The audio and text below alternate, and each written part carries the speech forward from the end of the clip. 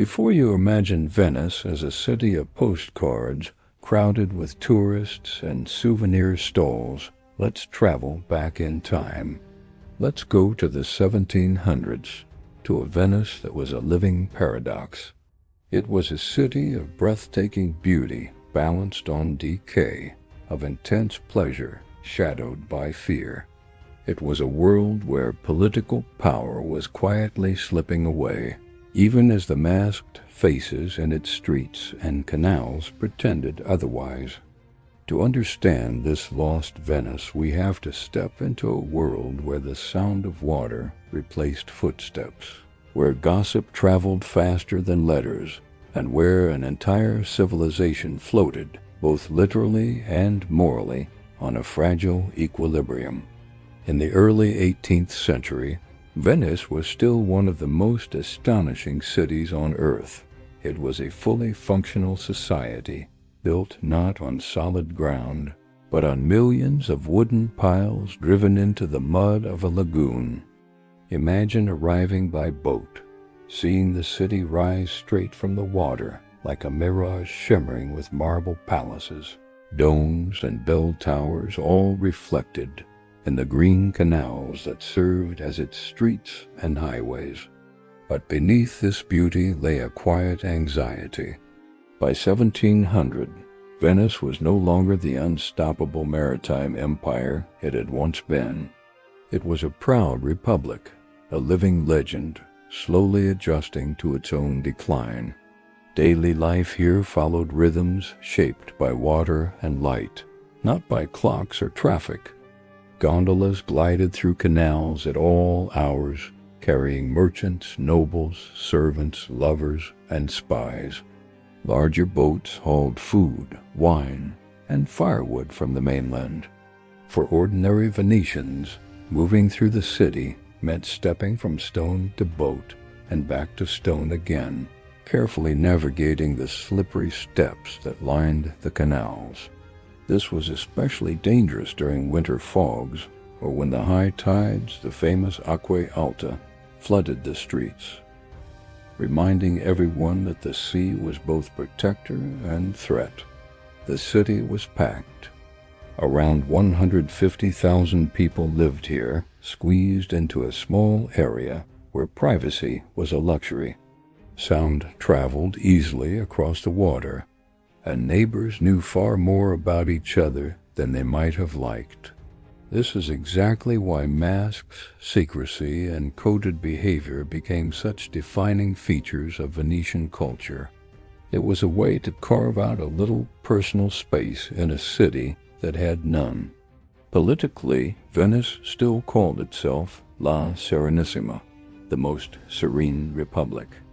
It was governed by a complex system designed to prevent any one person from gaining too much power. The Doge was a symbolic head of state, but his authority was checked by councils and secret ballots.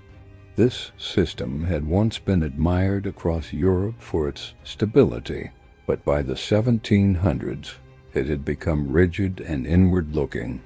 Power was held by a closed hereditary nobility, whose names were recorded in the Golden Book. They controlled everything, while the rest of the population, the artisans, sailors, and laborers, had little political voice but a deep sense of civic pride. Economically, Venice was a city of both adaptation and stagnation. It had lost its dominance in global trade to countries like Britain and Spain. But it didn't just fade away. Instead, Venice pivoted. It became a hub for luxury goods. Think of the exquisite glass from Murano, delicate lace from Burano, fine silks, and printed books. Venice wasn't just exporting products. It was exporting an image of elegance, craftsmanship, and refined pleasure that made it irresistible to the wealthy elites of Europe. To wander through 18th century Venice was to see constant contrasts. An opulent palace with grand balconies might stand right next to a crumbling building held together by damp plaster. Inside those palaces, Noble families hosted lavish dinners and musical performances, even as their finances were quietly eroding. Many had to rent rooms to foreigners or arrange strategic marriages just to keep up appearances. Religion was everywhere, with churches on every corner and bells marking the time of day. But Venice always kept a pragmatic, almost skeptical, relationship with religious authority, fiercely guarding its independence from the Vatican. But what truly defined Venice in the 1700s was its obsession with entertainment, pleasure, and performance. The city had effectively reinvented itself as Europe's capital of leisure. Visitors on the Grand Tour flocked here not for military might, but for music, theater, gambling, and romance. During Carnival, which could last for months, masks erased all social boundaries. Nobles and commoners, men and women, locals and foreigners all mingled anonymously. The city temporarily suspended its normal rules, creating an atmosphere that was both liberating and deeply unsettling. Theaters flourished. Opera became a commercial enterprise, open to anyone who could buy a ticket. Composers like the great Antonio Vivaldi filled the city with sound, his music spilling out of churches, concert halls, and private palaces. Art wasn't confined to elite spaces. It was woven into the very fabric of urban life. And then there was the gambling. The Rialto, Europe's first government-sanctioned casino, drew crowds of masked players risking fortunes at card tables. It was so popular that authorities alternated between encouraging it for the revenue and trying to regulate it to maintain some sense of order. For women, life depended heavily on class. Noble women were often confined by strict expectations around marriage and reputation, yet they also enjoyed a greater public presence in cultural life than in many other European cities. Working-class women, meanwhile, labored as market sellers, laundresses, and servants, navigating the economic challenges of a city where rent was high and space was limited. Beneath all the fun and games, Venice was also a city of surveillance. The state maintained an extensive intelligence network and encouraged anonymous denunciations. The feared Council of 10 could imprison or exile anyone suspected of threatening public order. Yet it wasn't a police state in the modern sense. It was a society where tight control coexisted with remarkable personal freedom, especially for those who knew how to play the game. The memory of the plague also loomed large, shaping public health measures like quarantine islands and shaping the collective psychology of the city. The very experience of living in Venice was a constant battle against nature. Buildings were slowly sinking, salt water corroded the stone, and the smell of the lagoon, sometimes fresh, sometimes foul, was a permanent part of daily life. It was a constant reminder that the city's beauty depended on a fragile balance between human engineering and natural forces. Foreign visitors were often caught between awe and unease.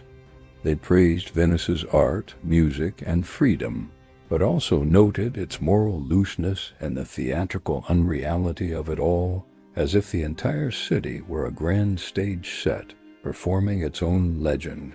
And in a way, it was.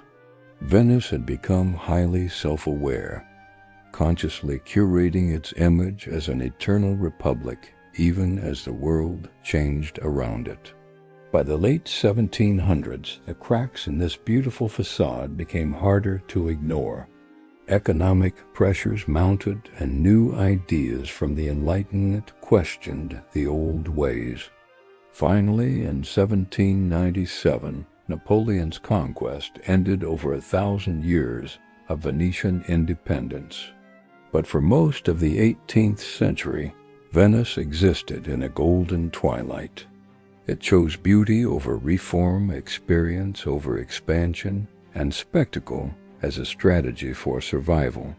To imagine Venice in the 1700s is to see a city that knew it was living on borrowed time, yet chose to do so with style.